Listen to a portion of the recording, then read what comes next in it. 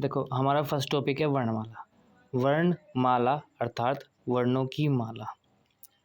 इसमें क्या होता है, जो हमारा अक्षर होता है वो वर्ण और उसकी ध्वनि से मिलकर बना होता है। आप यहाँ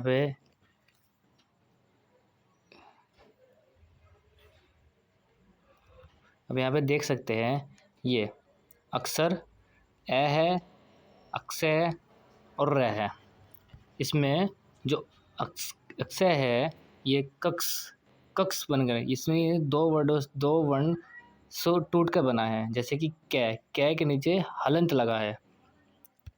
कै के नीचे क्या लगा है, हमारा हलंत लगा है। यानी कि ये जो अगर हम शब्द के नीचे अगर हलंत लग जाता है तो उसका मतलब होता है ये कि आधा कै है, और फिर इसके साथ हमारा ऐड हुआ से, यानी कि इन दोनों को मिलाकर हमारा ये अक्षर बना है कक्ष। यानी कि दो इसकी ध्वनि कक्ष में लास्ट में का तो आ रहा है, का की ध्वनि क्या है, स की कक्ष, यानी कि ध्वनि है। यानी कि पहला क्या आधा क्या आएगा और फिर आएगा स, इसका हो गया स कक्ष। और स भी एक ध्वनि दे रहा है आ की स। देखो ये रहे सा आ में आ की ध्वनि आ रही है ना, तो ये रहा वर्ण, ये हुआ। तो जैसे कि आप देख सकते हैं यहाँ पर हमारा अक्षर है ले को इसने कैसे तोड़ा, आधा ले, क्योंकि आधा ले ऐसे ही लिखा जाता है इसमें हलंत लगाकर। और ले में किसकी ध्वनि आ रही है, आ के ल, आ की ध्वनि आ रही है, तो आ ल अदल और आ तो मिलकर क्या बनाता है, ला बनाता है। ऐसे ही का आधा का और क्या में किसकी ध्वनि आ रही है, आ के, तो का और अ मिलकर बनाते हैं का। ख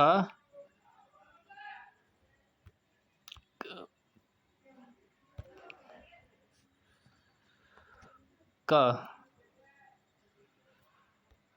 अब आया है हमारा अक्षर का अर्थ, कभी विनाश न होने वाला। अक्षर का जो अर्थ होता है कभी विनाश न होने वाला होता है।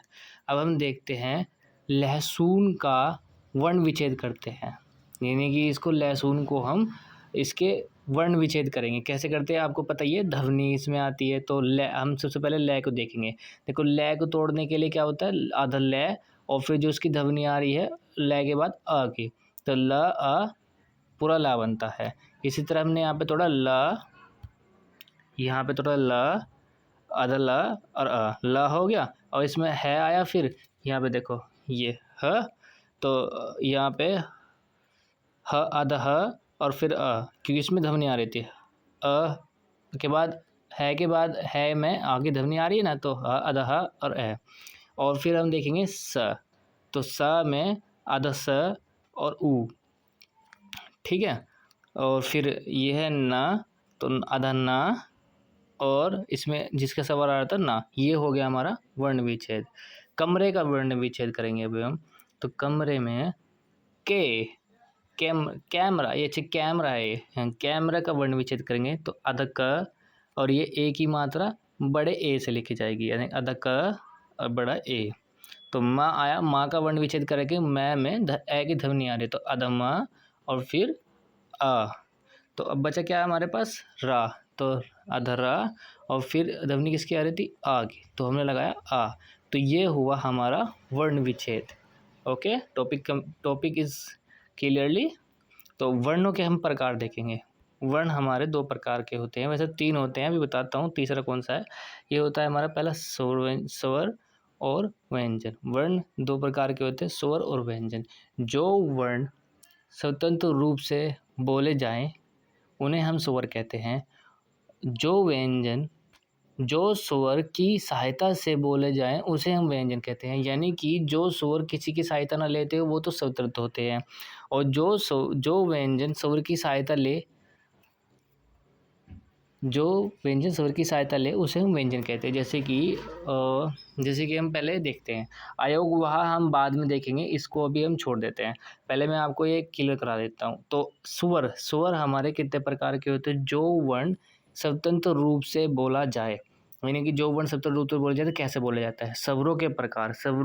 अब देखते हैं स्वर भी हमारे दो प्रकार के होते हैं। पहला ह्रस्व स्वर, दूसरा दीर्घ स्वर, ठीक है।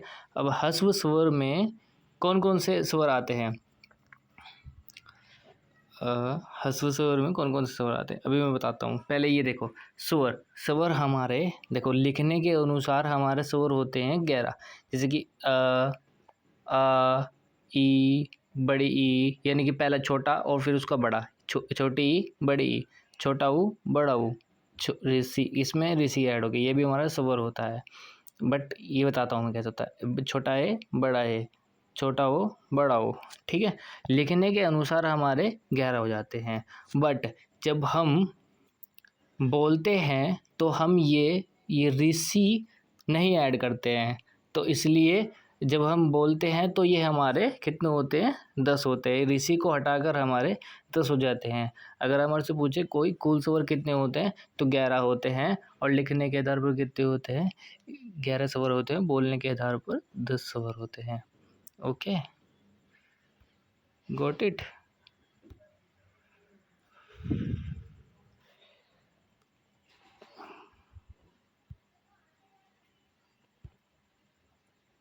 तो आगे चलते हैं अभी हम।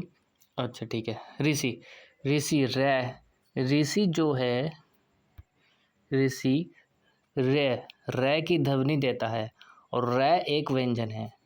ऋषि रै की ध्वनि दे रहा है और रै तो एक व्यंजन होता है, आपको पता ही है। इसलिए बोलने के आधार पर इसे स्वर को हटा दिया जाता है। बोलने के आधार पर इसलिए स्वर को हटा दिया जाता है बच्चों।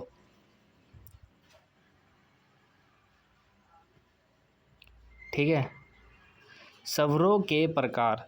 अभी आप आ गए हमारे वहाँ पे आया था ना, हमारा ऊपर आया था हमारा स्वरों के प्रकार, यानी कि ह्रस्व स्वर और दीर्घ स्वर। अभी हम नीचे आ जाते हैं इसी पे टॉपिक पर, स्वरों के प्रकार। ठीक है, इसमें होता है हमारा ह्रस्व स्वर और दीर्घ स्वर। ह्रस्व स्वर हमारे कौन कौन से होते हैं? देखो, जो हमारे छोटे छोटे ले लो, इसमें हम ट्रिक बताता हूँ मैं, जो हमारे छोटे छोटे थे स्वर। I am sorry, let's begin इधर। ये कि देखो, जो छोटे वाले अ, ई, ऊ, इन तीनों को याद रखना। अ, ई, ऊ, और ये ऋषि अलग ऐड हो गया। ठीक है, अब देखो, ये तो हो गए हमारे छोटे, यानी कि इसको बोलते हैं ह्रस्व स्वर। दीर्घ मतलब बड़ा ही होता है। तो अब देखो, इधर से हम यहाँ पे ट्रिक देख सकते हैं। ए का बड़ा क्या होता है? आ। ई का बड़ा क्या होता है? बड़ी ई। ठीक है, ऊ का बड़ा बड़ी ई। ठीक है, और ऊ का क्या होता है? बड़ा ऊ होता है। ठीक है, ये तीन हमारे क्या हो गए, यानी कि ये तीन हमारे, देखो इधर ह्रस्व स्वर में छोटे और दीर्घ स्वर में, नहीं दीर्घ मतलब बड़ा, तो नहीं बड़ा कर दिया। और इनको हम क्या बोलते हैं? मूल दीर्घ स्वर भी बोलते हैं। यानी कि याद रखना है आपको, मूल दीर्घ स्वर कौन से होते हैं? आ, ई, ऊ। और अब देखो, जितने भी अब बचे स्वर वो हमारे क्या कहलाएंगे? संयुक्त स्वर कहलाएंगे। जैसे कि अब इसमें क्या बचे, देखो ये ऊपर हो गया ह्रस्व स्वर में, ए का बड़ा यहाँ आ गया, ई का बड़ी ई यहाँ आ गई, ऊ का बड़ा ऊ यहाँ आ गया, ऋषि वहाँ चले गया, बचा क्या? ए, बड़ा है ओ, और बड़ा हो रहा है। ये आपके संयुक्त स्वर, यानी कि ट्रिक बचा, जो बचा वो संयुक्त स्वर हो गए। अब इसके बाद चलते हैं संयुक्त स्वर। संयुक्त स्वर दो स्वरों के मेल से बने, यानी कि दो स्वर होंगे इसके अंदर जो मेल से बने स्वरों को संयुक्त स्वर कहते हैं। जैसे कि देखो, ए, ऐ, अ प्लस ई, औ, अ और ऊ से मिलकर क्या बना? ओ। ए, तो ए और बड़ा ए, औ, और बड़ा ओ, तो ये वाला बड़ा ओ बनेगा। ठीक है, प्लुत स्वर, जिन स्वरों का उच्चारण में ह्रस्व से 3 गुना समय लगे।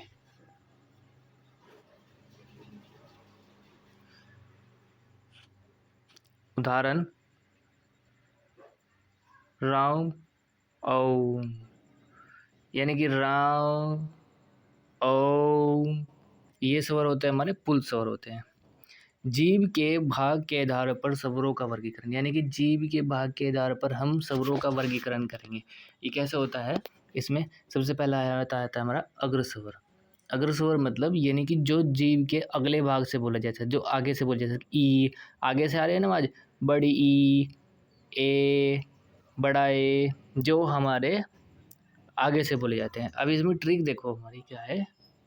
देखो मध्य में तो मध्य से जो बोले जाता है वो हमारा होता है, ठीक है।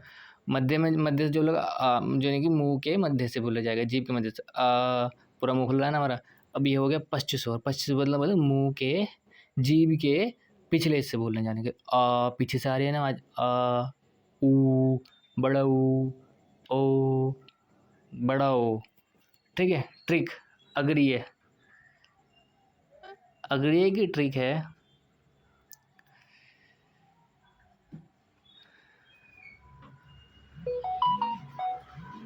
अग्रिय की ट्रिक है, लेट्स कम ऑन पॉइंट।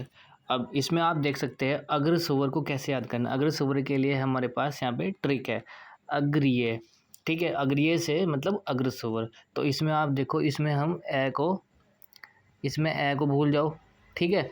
और इसमें गे और रै को भूल जाओ। अब बचा क्या हमारे पास, छोटी ई की मात्रा और ए।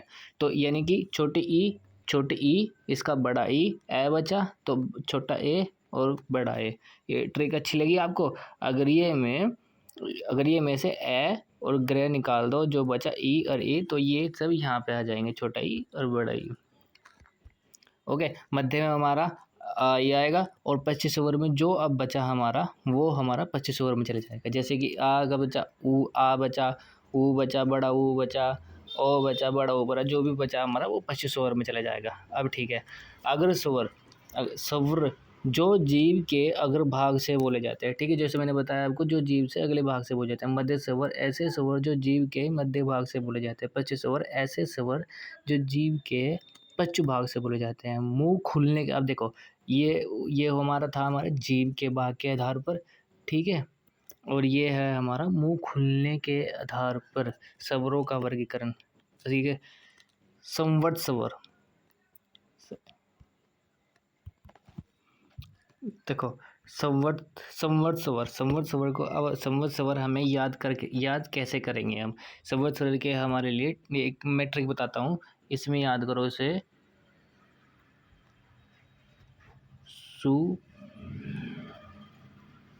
ई, ये है हमारा सुई। सुई से याद करो संवट स्वर को, यानी कि से तो संवट स्वर। इसका जो ऊ है, ऊ से छोटा ऊ, बड़ा ऊ, बचा क्या, ई, छोटी ई, बड़ी ई। अब अर्धसंवट स्वर के लिए हमारे लिए टी है सुई। अब सुई है, संवट के लिए सुई है, तो अर्धसंवट के लिए आधी सुई। अब डॉक्टर कह के किसी के सुई लगाता है, तो आधी सुई लगाता है, तो वो क्या कहेगा, ओए सुई न लगा दियो। तो ओए जो शब्द है इसमें आधी सुई के लिए ओए, तो ट्रिक है ओए, ओ और ए। विवर्त स्वर में हमारा आ आता है, और जो अब जितने भी स्वर बचे वो हमारे अर्धविवर्त स्वर में आ जाएंगे।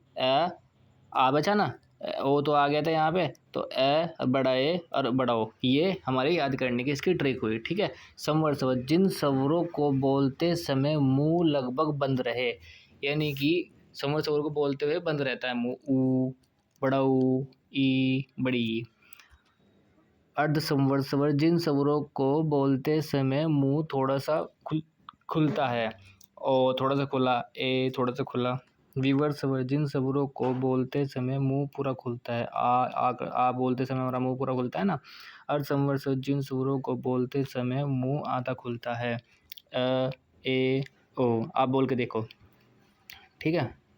अब है हमारा संवर स्वर, आपको यहाँ पे टिक बताई है, देखो सुई आ गया। सुई से ऊ को, ऊ और छोटा ऊ, ये स तो संवर्त हो गया, ऐसे ऊ, छोटा ऊ, ई और बड़ी ई, ये हो गया हमारे सुई से ट्रिक हो गया।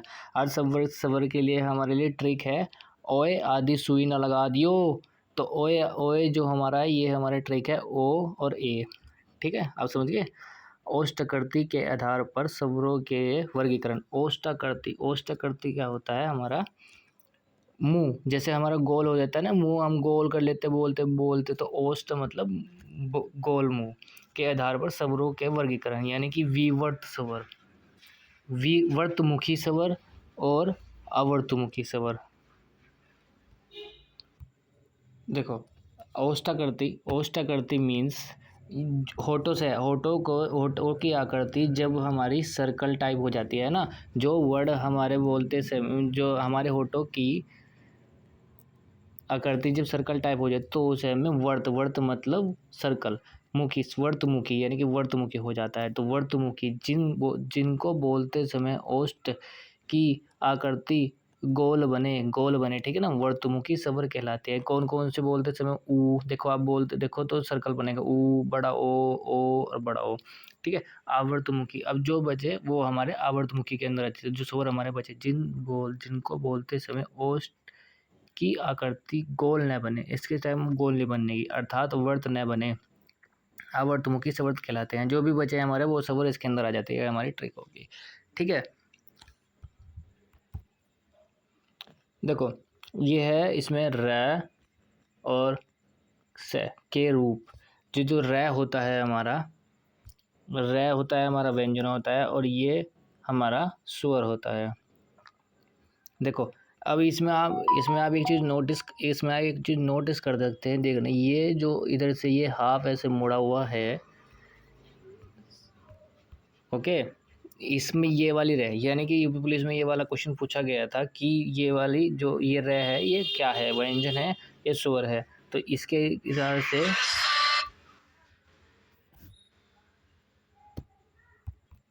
हाँ, तो ये ऋषि है, तो इसमें निचले वाला ये ऐसे आया ना, जैसे मैंने आपको ऊपर बताया था, ऐसे वाला रे है, ये रे है, कृतज्ञ, कृष्ण, आवर्त, इन सब में ऐसे वाला रे होता है। और जो ये वाला रे होता है, इसमें क्या होता है, जैसे कि मात्रा में ये वाला रे लगा, वर्ण में ऊपर की साइड होता है, ये यानी कर्म में हो गया, ब्रह्म में हो गया, धर्म में हो गया।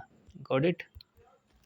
देखो नीचे एक्सप्लेन किया गया है, स्वरों की मात्रा आधी नहीं होती है, ऋषि में पूरी मात्रा, यानी कि ये ऋषि वाली निचले को जो मूल करती है ये हुआ, तो ये हमारी पूरी मात्रा। और जो व्यंजन जो र है हमारा, र की मात्रा आधी या पूरी दोनों प्रकार की होती है, यानी कि ये आधी भी होती है और पूरी भी होती है। जैसे कि र की आधी मात्रा धर्म में जो ये है हमारी र की ऊपर की साइड, तो ये है हमारी आधी मात्रा। और जो नीचे इसके पैर में है कर्म, पैर की वाली होती है, पूरी मात्रा होती है।